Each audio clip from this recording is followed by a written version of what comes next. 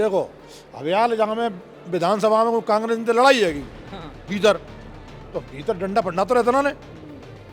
अगर इनसे कहूँ लड़ना पड़ो तो जिम्मे और डंडे बैठे तो लगानी पड़ेंगी, तो फिर इन्हें ठीक को करेगा फिर भीतर जावे अंदर सदन में। इनको ठीक करने के लिए डंडे बैठक लगाता हूँ। मेरी इच्छा तो यही थी कि केपी सिंह ही चुनाव लड़ता। आज भी इच्छा है मेरी कि वो ही लड़े। जब उसने पता है कि मैं हारूंगा चुनाव प्रीतम लोधी से, तो मेरी समाज को ही आगे कर दिया, फूट डालो राज करो। उसमें अंग्रेजों वाला कहीं डीएनए आ गया है उसके अंदर।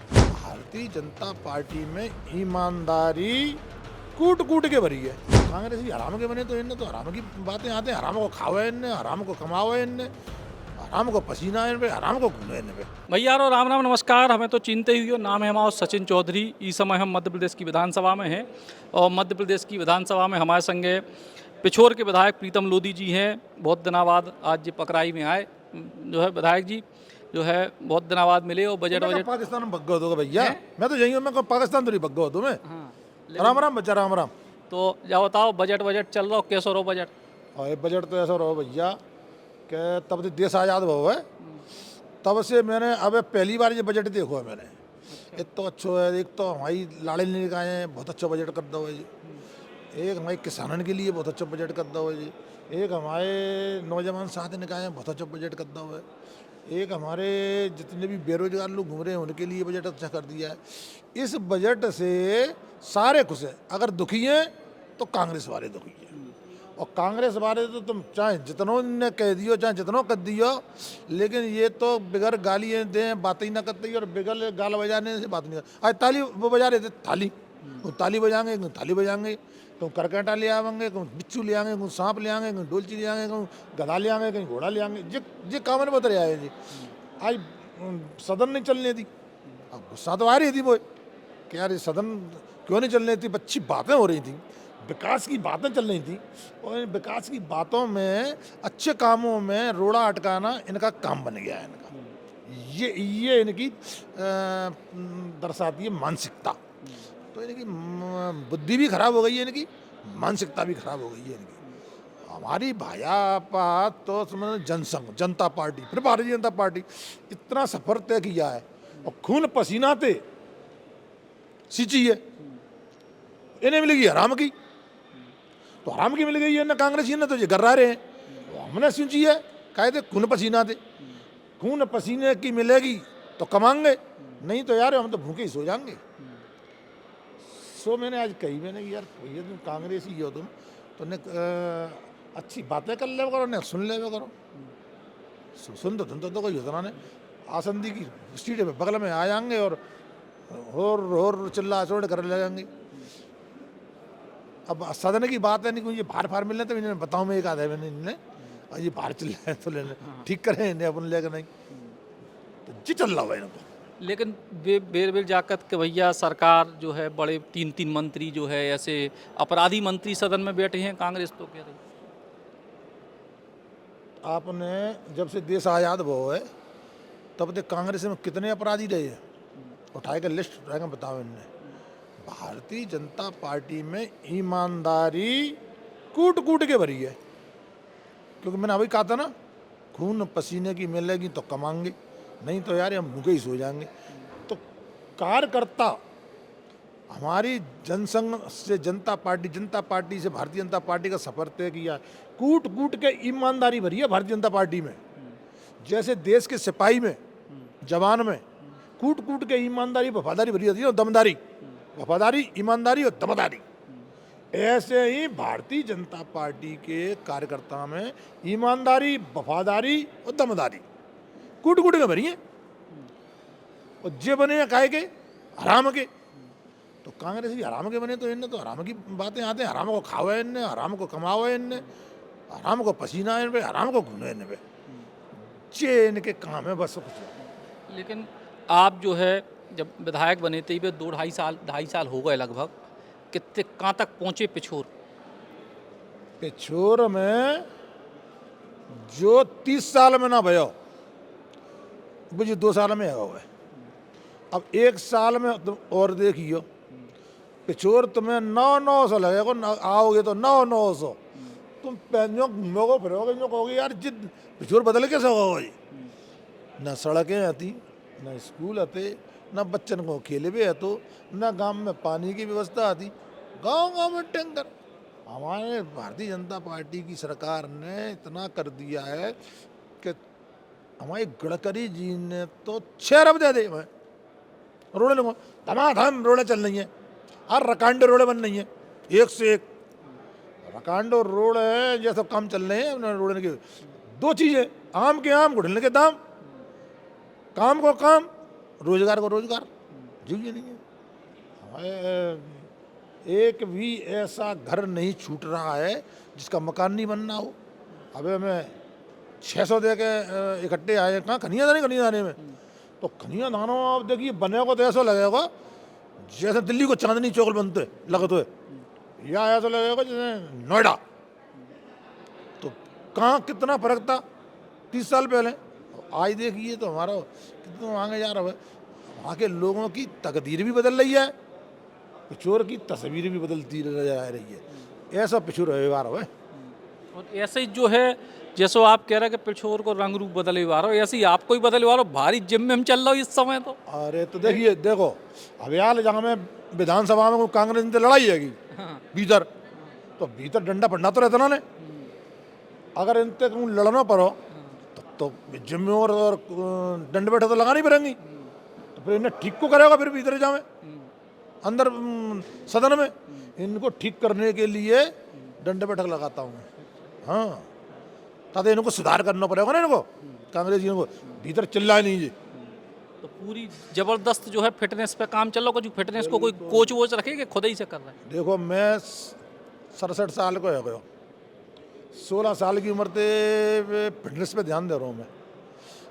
फिट है तो हिट है, जब हम फिट होंगे तो विधानसभा हिट होगी, और विधानसभा हिट है तो हम फिट है। सरकार है फिट करने हिट करने, तो अपन को फिट रहना पड़ेगा। तो इसीलिए मेहनत हमारे मोदी जी कहते हैं कि मोदी और लोधी फिट तो विधानसभा फिट, देश फिट, केंद्र फिट, प्रदेश फिट। हमें सब चीज़ देख के चलना पड़ते।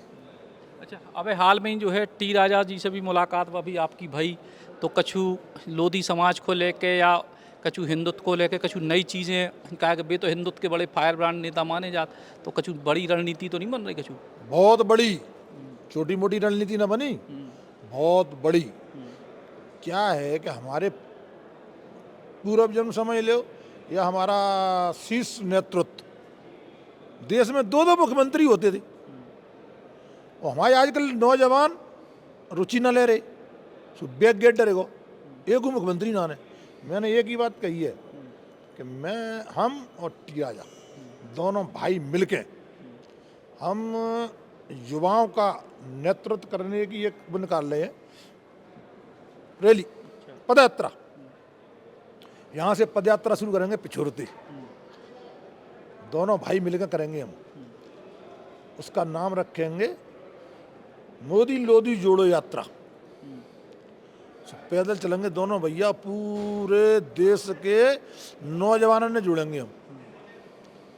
पूरे देश का नौजवान जुड़ेगा, हम उन्हें बीच बीच में सबको संगठित करेंगे। हमारी समाज में क्या है, बाहुल्य समाज है, उत्तर प्रदेश, मध्य प्रदेश, राजस्थान, तेलंगाना। तो हमने एक ही लक्ष्य तय किया है कि एक मुख्यमंत्री तो हो हमारा देश में। अब एक गुना सब समाज ने कहे हैं, हमारी समाज को एक गुना तो है, तो हम सोच रहे हैं कि हमारे टी राजा ही मुख्यमंत्री बन जाए हमारी तेलंगाना में। तो टी राजा जी को वापसी के लिए, क्योंकि वो हिंदुत्व के नेता हैं, भारतीय जनता पार्टी हिंदुत्व की पार्टी है, फिर टी राजा जी पीछे कैसे रह जाएंगे? हमारा हिंदू सम्राट टी राजा, हमारा लोधियों का सम्राट टी राजा। तो हम राजा के संग तो प्रजा चलने, तो इसलिए हम टी राजा के साथ में हम चल के लोधी समाज का नेतृत्व करके और मोदी जी को नौछावर कर देंगे, क्योंकि उत्तर प्रदेश में चुनाव आए बारे हैं, तो मोदी और लोधी जुड़ जाओ। और बहुत जरूरत है जाटे में देश में मोदी लोधी जोड़वे की, क्योंकि लोधी शुरू से 99% जनसंघ जनता पार्टी और भारतीय जनता पार्टी को रहो है। अब कैसे हट जाओ? हम हटन नहीं देंगे। अब हम इकट्ठे करके सब मिला के और बस मोदी जी के नेतृत्व में काम करना चाहती है। लेकिन आप कह रहे एक मुख्यमंत्री रहे हुए तो वो किलाने अब प्यार से कैसे काम चला, फिर तनक सख्ती तो नहीं दिखा? सख्ती की जरूरत ही ना ने। तेलंगाना में भाजपा का खाता टी राजा ने ही खोला है। एक कोई विधायक नहीं है तो वहां तो खाता खोलने वाला कौन? टी राजा। जब भारतीय जनता पार्टी को खाता टी राजा ने खोलो तो भाई हम कैसे पीछे रह देंगे हम भाई। इसीलिए हम टी राजा को आगे लाना चाहते हैं और टी राजा बनने लायक है। और टी राजा हमारा हिंदू नेतृत्व कर रहा है तो उसको बनाना भी चाहिए। हम लोगों की मंशा भी है, मांग भी है। और अब जो है आपके ग्वालियर चंबल क्षेत्र में एक दामोदर यादव बड़े उभर रहे हैं, सबके खिलाफ कछू भी बोल रहे हैं, बड़े उल्टे सीधे बयान दे रहे हैं। तो उनको लोग कह रहे हैं कि भैया शुरुआत में कछू दिना पहले जब प्रीतम लोधी जी को भी बीच में गड़बड़ हुआ तो उनने भी बयानबाजी करी थी। अब जे ऐसी बयान आपसे तुलना कछू शुरुआती बयानबाजी की कर रहे हैं लोग। नहीं, मेरे खिलाफ तो दामोदर जी ने कभी नहीं बोले। मेरे तो बहुत अच्छे मित्र रहे हैं। मित्र का भाई है मेरा वो, एक तरह से जो मान के चलिए। एक राजनीति पॉइंट एक अलग है, एक भाईचारा अलग है। जब कोई नहीं खड़ा होता था उस टाइम पे दामोदर यादव मेरे साथ खड़े होते थे और मुझे साथ दिया है दामोदर यादव ने। जो हमें साथ देता है हम उसको कैसे भूल जाएंगे। बुरे समय का साथी रहा है मेरा दामोदर यादव। अब लेकिन जी प्रकार की उनकी बयानबाजी है, वो बयानबाजी से आप सहमत? देखिए, वो अपने तरीके से बात रखते हैं, मैं अपने तरीके से रखता हूँ, तीसरा अपने तरीके से रखता है। किसकी क्या फीलिंग है और क्या तरीके से रखता है बात, वो उसके ऊपर मानी जाती है। इसमें हम कोई आक्षेप नहीं करते। अच्छा, बागेश्वर बाबा की कथा को लेके आप जो है गए थे, निवेदन करे आपने, तो कछु हो पा रही? देखो, कथावाचक तो मैं हूँ, बहुत अच्छी कथा वाचता हूँ मैं, लेकिन मेरी कथा को सुनती ना न वो तो कोई कथा करवाता। और एक व्यक्ति ने मेरी कथा करवा ली, वो कबो नहीं भूले वो। अच्छा, कौन सी कथा करो? मैं धार्मिक कथा करता हूँ और लोगों को समझाने की और लोगों को आगे बढ़ने की, मतलब ए से लेके जेड तक पूरी बातें जितनी भी होती हैं एक इंसान के अंदर डालने की, एक इंसानियत की, एक सत्यता की। सत्य को हम सत्य कहते हैं, सत्य को कोई झुठला तो सकता नहीं है। इसीलिए हमने 2-3 बातें आपसे बताई, ईमानदारी, वफादारी और थोड़ी सी दमदारी। इसी चीज़ पे पैटर्न पे हम चलते हैं और लोगों को इसी पैटर्न पे चलाते हैं और इसी पैटर्न पे ही हम कथा के हिसाब से बात करेंगे हम लोगों से। अब पर एक बार सुन तो ले, मेरी कथा है, नहीं होते कहते अपने चैनल पर तुम सुनवा दीजिए कथा है और देखिए पर लोग कितना कथा को मेरी को सुनते हैं। तो अब उनकी कथा नहीं हो पाई अब इस समय? अब मांग चल रही है पिछोर में हमारी लोगों की, बात चल रही है, जबकि भी हो जाए। अच्छा, वफादारी की बात कही जाए तो आपकी एक वफादारी तो बड़ी प्रसिद्ध है, उमा जी दीदी के संग है। आपकी वफादारी के किस्से उनने भी खूब सुनाए और बहुत सारे लोगों ने सुने। तो अवैध जी प्रकार से वे राजनीतिक तौर पे एक तरीके से नेपथ्य में हैं, कोई चुनाव नहीं लड़ रही, अब झांसी से उम्मीद कर रही, तो आपको लगा था कि एक बार फिर वापसी हुई है एक बार उमा जी की? देखो, मैं जब 20-22 साल का था तब से मैं उमा जी के चुनाव में जाता हूँ टीकमगढ़। हर चुनाव हमने दीदी के सहयोग के किया है और हर चुनाव में मैं पहुंचता था। आज भी हम माननीय उमा भारती जी के साथ हैं। उमा भारती जी हमारी समाज की लीडर है और लीडर क्या, हमारी तो वो एक तरह से जैसे अर्जुन ने धनुर्धर सीखा था ना, कौन से सीखा था? द्रोणाचार्य से। तो वो तो हमारी द्रोणाचार्य हैं जो मान के चलो। हमें शिक्षा भी देती हैं, हमें सही रास्ता भी बताती हैं और सही रास्ते पर चलने की हमको बातें भी बताती हैं। तो हम तो उमा जी के पद चलने पर चलने वाले लोग हैं। तो आप उम्मीद है कि एक बार फिर से उनकी वापसी हुई? अब देखिए, ये माननीय उमा भारती जी के ऊपर है। कि उन्हें आगे क्या करना है। हमने क्या कहा, वो द्रोणाचार्य हमारी। अब हम थोड़ी चीज़ बतावेंगे कि जी करो, जी करो। वो तो ज्ञान की भरी बहुत ही ज्ञानवान है वो तो। उन्हें क्या करना है, वो तो हमें तो निर्देश दे दिए, तुम्हें ये करना वो करना, हम थोड़ी देंगे मैंने। तो वो तो ज्ञान से भंडार है, वो तो भंडार, बहुत बड़ा भंडार है ज्ञान का। अच्छा, जो आप लोधी समाज को लेकर आप बात कर रहे हैं कि टी राजा जी को मुख्यमंत्री बनाने की पहल कर रहे हैं, पिछले कुछ समय में आपको लगा था कि मध्य प्रदेश में, उत्तर प्रदेश में हालांकि मंत्री तो बनाए जाते लोधी समाज के, लेकिन प्रभुत्व राजनीतिक तौर पर कुछ कम होएगा? देखिए, मंत्री बनना इतना महत्वपूर्ण नहीं है, सेवा करना एक बड़ा महत्वपूर्ण होता है। हमें जो दायित्व मिला है विधायक का, जनता ने जो दिया है, हम उससे संतुष्ट हैं। और हम इतने, जब हमने आज तक जनसंघ, जनता पार्टी और भारतीय जनता पार्टी का सफर तय किया है। 3 पीढ़ियां लगी हैं भाई, पिताजी, मैं और लड़के, 3 पीढ़ियों से हमने खून पसीना लग के रगड़ के काम किया है, लेकिन हमने कभी भी पद नहीं मांगा। और हमने कार्यकर्ता बन के काम किया है 3 पीढ़ियां। आज भगवान ने, पार्टी ने टिकट दिया, विधायक बन गए, तो हमारे लिए तो यही बहुत बड़ा पर्याप्त पद है। और इसी के सारे हम जनता की सेवा करें। अच्छा, बहुत आपने जो 30 साल की बात कही कि आप वाकई में, जैसे कई बार आप चुनाव लड़े, नहीं जीत पाए, फिर लड़े, फिर नहीं जीत पाए, तो कहूँ हार, मतलब मन में ऐसा नहीं आओ कि यार कहाँ विदे कहूँ और चलें, कहूँ मन में एक आदमी तो आओ, ये इतने लंबे समय राजनीति करवो, फिर चुनाव नहीं जीत पावो, और बहुत मुश्किल से फिर आखिरी में जब जीत पाए आप, तो इतने सालों में को मन में जो नहीं आता कि यार कहाँ विद गए, कौन और सीट पे चले? मुझसे बहुत बुद्धिजीवियों ने कहा था उस समय। एक तो बोला, कहाँ पहाड़ से मुंह टकरा रहे हो तुम। तो मैंने उनसे एक ही चीज कही थी कि बनो, तुम पे पैसा नहीं है, पद नहीं है, व्यवस्थाएं नहीं है, गाड़ी घोड़ा नहीं है, और इतने बड़े पहाड़ से तुम टकराए भी जा रहे हो, और वो भी 175 किलोमीटर दूर। तो चुनौती स्वीकार करना ये प्रीतम लोधी की आदत रहा है। बहुत बुद्धिजीवियों ने मुझे समझाया, कहा ये इतनी मेहनत आप ग्वालियर में कर लो तो यही बहुत बड़े नेता बन जाओगे। मैंने कि नेता ही तो नहीं बनना हमें, हमारा काम है चलता जोगी बहता पानी। जहाँ लोगों को ज़रूरत पड़ती है, जहाँ लोग परेशान हैं, प्रीतम लोधी उसी का नाम है। वहीं पहुँचता हूँ, वहीं काम करता हूँ। तो घर वालों ने, रिश्तेदारों ने, दोस्तों ने, बुद्धिजीवियों ने बहुत रोका नहीं।